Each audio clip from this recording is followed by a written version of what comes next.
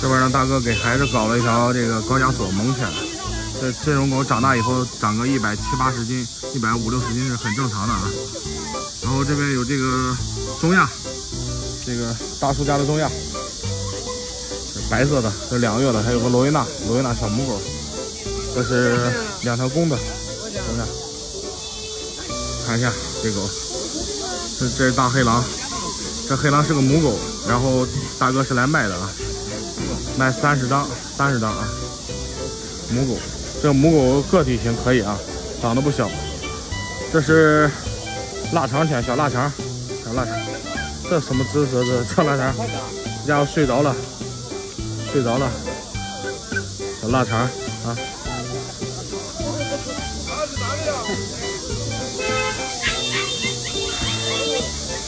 阿拉斯加红桃，阿拉斯加罗威纳。高加索、阿拉斯加、德牧等等有很多啊！这里还有这个灰桃阿拉斯加，灰桃的有个灰桃的，这是东德牧羊犬，东德，这叫东德。这红狼长得好看，红狼颜色太红了，漂亮啊！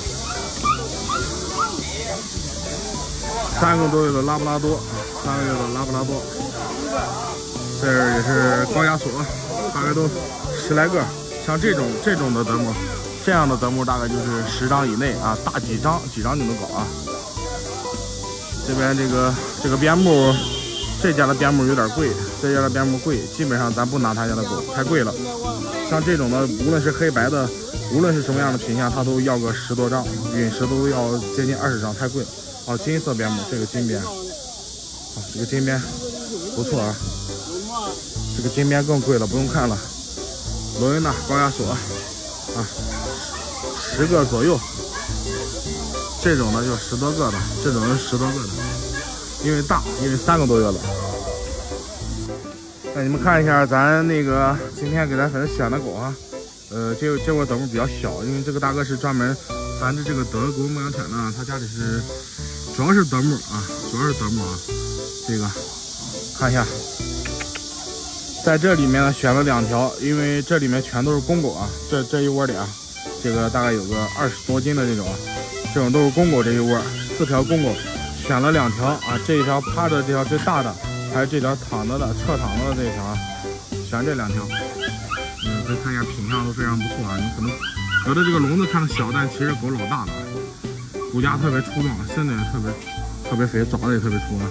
然后还这个大一点的啊，这个3个多月这是母狗啊，选了这个1条啊，黑背纯黑色，选了这一条，还可以啊，这一条选了这一条啊。